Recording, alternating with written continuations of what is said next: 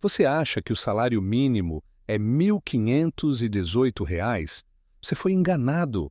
Na realidade, o salário mínimo é zero. E para muitos empreendedores, ele pode ser até negativo. Mas como isso funciona?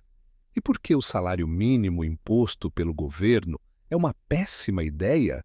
Vamos te mostrar agora. A verdadeira origem do salário mínimo. Você sabia que o salário mínimo surgiu com um propósito nada nobre? Nos Epitiua, após o fim da escravidão, muitos ex-escravizados começaram a competir no mercado de trabalho, aceitando salários mais baixos do que os trabalhadores brancos. O resultado? Muitas empresas começaram a contratar negros em vez de brancos, pois era economicamente mais vantajoso. A solução encontrada pelos sindicatos e políticos da época? Criar uma lei de salário mínimo para impedir que os negros fossem contratados por menos, garantindo os empregos para os brancos. Ou seja, o salário mínimo nasceu como uma ferramenta de exclusão, não de proteção. O salário mínimo não garante salário para ninguém. O governo pode decretar um valor mínimo para um salário, mas ele não pode obrigar ninguém a ser contratado.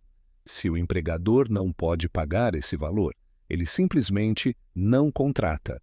O resultado? Mais desemprego, especialmente para os menos qualificados. No Brasil, os maiores prejudicados pelo salário mínimo são os jovens em busca do primeiro emprego e aqueles que têm baixa qualificação.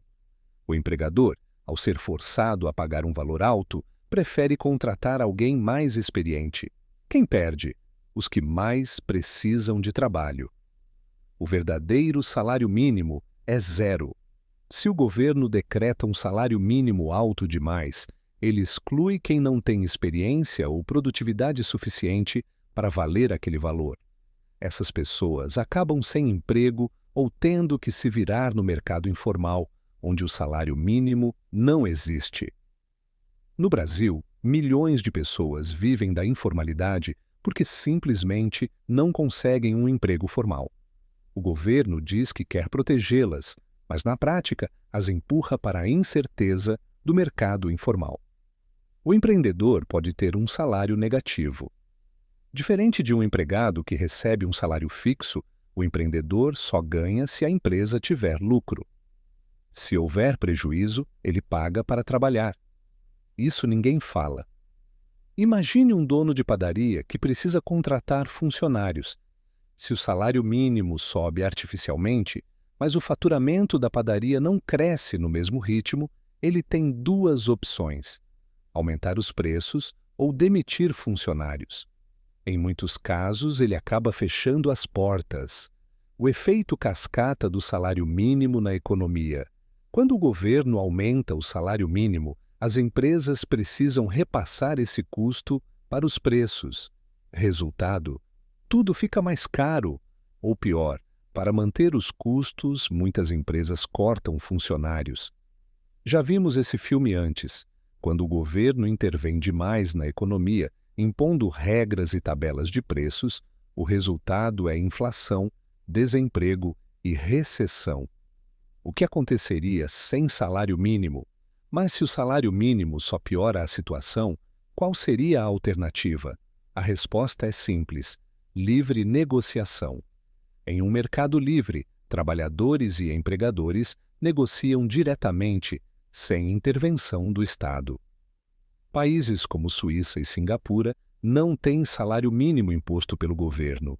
E adivinhe, o desemprego é baixo e os salários são altos porque há mais concorrência entre empresas por bons trabalhadores. Em um sistema de livre mercado, se um empregador pagar muito pouco, o trabalhador pode buscar uma empresa concorrente que ofereça mais. Esse equilíbrio natural gera melhores condições para todos. O salário mínimo parece uma ideia bonita, mas na prática ele exclui trabalhadores, destrói pequenas empresas e gera inflação. E pior, ele tem um passado sombrio de segregação e controle estatal, A verdadeira solução está na liberdade econômica, não na canetada do governo. Agora quero saber a sua opinião. O que você acha sobre o salário mínimo? Você acredita que a livre negociação seria melhor? Deixe seu comentário aqui embaixo.